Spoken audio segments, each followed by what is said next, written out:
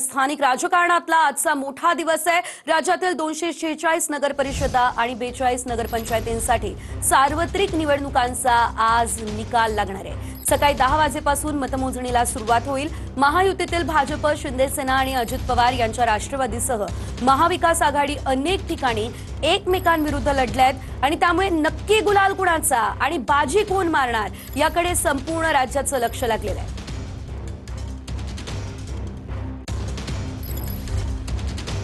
तर आपण पाहतोय मालवणमधून दिनेश दुखंडे, नाशिकमधून चंदन पुजाधिकारी आणि बारामतीमधून प्रदीप कापसे हे आपल्यासोबत जोडले गेलेले आहेत। सुरुवातीला मालवणमध्ये दिनेश दुखंडे यांच्याकडे जाते। दिनेश, आजचा दिवस अतिशय महत्त्वाचा आहे आणि जरी स्थानिक राजकारणासाठी महत्त्वाचा असला किंवा स्थानिक सत्तेचा हा निकाल असला तरी देखील आगामी राजकीय समीकरणांचे संकेत आजच्या या निकालातून आपल्याला बघायला मिळणार आहे। काय अपडेट या संदर्भात 10 वाजेपासून निकाल हाती येईल?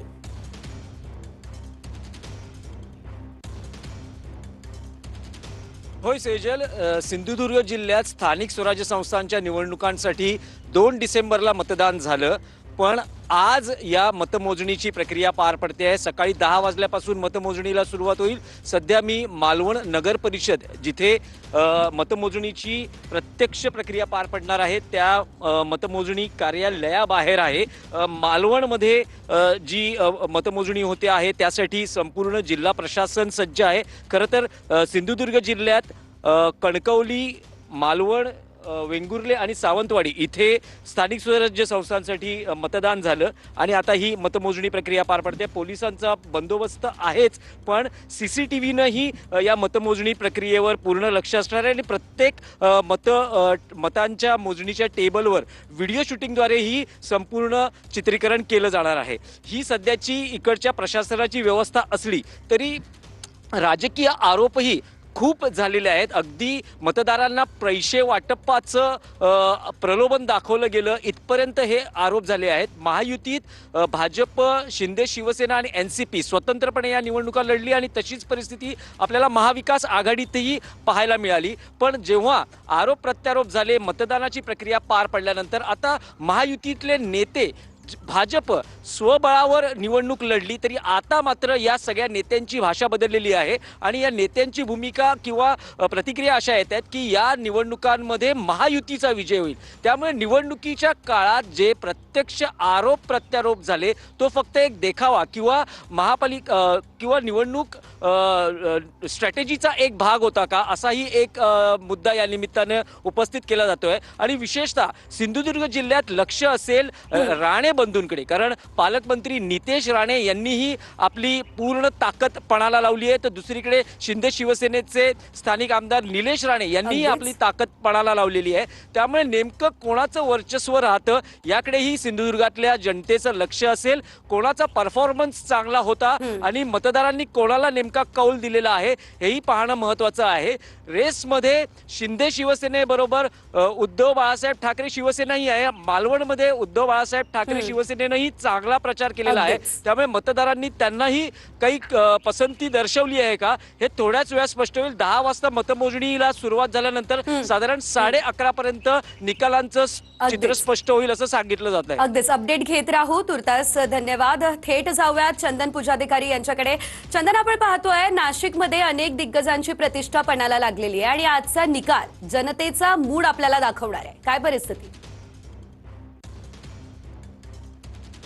निश्चितपणे खरं तर नाशिक आणि उत्तर महाराष्ट्रामध्ये सध्या कडाक्याची थंडी आहे। मात्र या कडाक्याच्या थंडीमध्ये पुढच्या काही तासांमध्ये सेजल राजकीय वातावरण तापायला सुरुवात होणार आहे, कारण ज्या पद्धतीनं ही संपूर्ण निवडणूक झालेली आहे त्यामुळे आता नेमके निकाल कसे लागणार याकडे देखील सगळ्यांचं लक्ष लागलेलं आहे। आपण उत्तर महाराष्ट्राचा जर विचार केला तर जळगाव, धुळे, नंदुरबार आणि नाशिक या सगळ्या भागांमध्ये खरं तर महायुतीनं अत्यंत मोठ्या प्रमाणात या ठिकाणी प्रचार रॅल्या घेतल्या, सभा घेतले। दिग्गज नेते जे आहेत भाजप, राष्ट्रवादी आणि त्याचप्रमाणे शिंदेचे हे या ठिकाणी मैदानात उतरल्याचं आपल्याला बघायला मिळालं।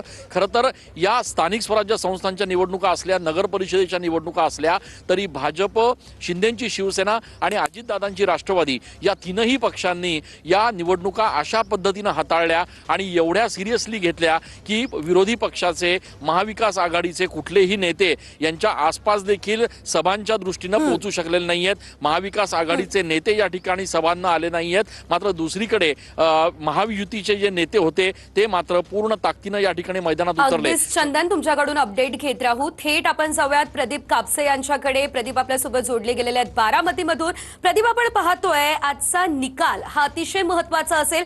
कुणासाठी तो दिलासादायक असेल, कुणासाठी आव्हानात्मक असेल, हे काही वेळात चित्र स्पष्ट होणार आहे. बारामतीमधली सध्याची परिस्थिती काय आहे?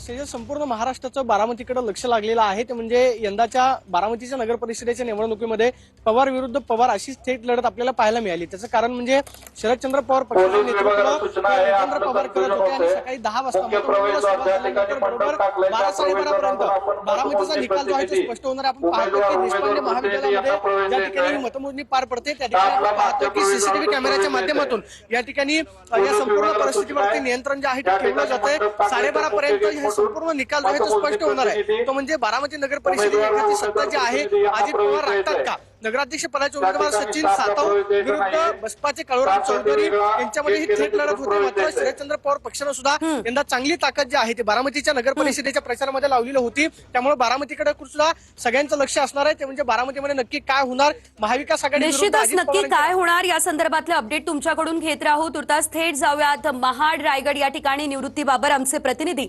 आपल्यासोबत जोडले गेलेले आहेत. निवृत्ती, रायगडमध्ये महाडमध्ये नेमकी काय परिस्थिती दिसतीये? अगदी काही वेळात मतमोजणी सुरू होणार आहे. जनतेचा कौल नेमका कुणाकडे जातो हे बघणं महत्वाचं असणार आहे. नक्कीच सेजल, आपण जर पाहायला गेलं तर 2 डिसेंबर रोजी मतदान प्रक्रिया जी आहे ती महाड आणि रायगडमध्ये संपूर्ण झाल्याचे आपल्याला चित्र पाहायला मिळालं. आणि जो एक मोठा राडा जो आहे तो महाड नगर परिषदेच्या निवडणुकीमध्ये आपल्याला पाहायला मिळाला होता. रायगडची आपण संपूर्ण परिस्थिती पाहिली तर रायगडमध्ये महायुतीमध्ये थेट लढत असल्याचं आपल्याला पाहायला मिळते. रायगडमध्ये एकूण 9 नगर परिषदा आहेत आणि नगर परिषदामध्ये सर्वात मोठं वर्चस्व सर्वांचं आहे ते म्हणजे महायुतीमध्ये. विशेषतः तटकरे विरुद्ध शिंदेची शिवसेना अशी सर्वत्र लढाई जी आहे ती आपल्याला पाहायला मिळते. विशेष करून महाडमध्ये आपण पाहतोय की जी मतदान मोजणी प्रक्रिया ज्या ठिकाणी होणार आहे त्या ठिकाणी मोठा पोलीस बंदोबस्त लावण्यात आलेला आहे. कारण की 2 डिसेंबर रोजी या ठिकाणी मोठा राडा झाला होता आणि याच राड्याची पुनरावृत्ती होऊ नये यासाठी प्रशासनाकडून संपूर्णपणे खबरदारी घेण्यात आलेली आहे आणि त्यामुळे मोठा पोलीस बंदोबस्त जो आहे तो मतमोजणी केंद्राच्या बाहेर लावण्यात आलेला आहे. महाडमध्ये विशेष करून आपण जर पाहायला गेलं तर या ठिकाणी शिंदेच्या शिवसेनेचे मंत्री भरत गोगावले आणि अजित पवार निवृत्ती, तर धन्यवाद दिनेश, चंदन, प्रदीप आणि निवृत्ती दिलेल्या सर्व सविस्तर अपडेट्ससाठी. तर आपण पाहतोय आज राज्यातील 200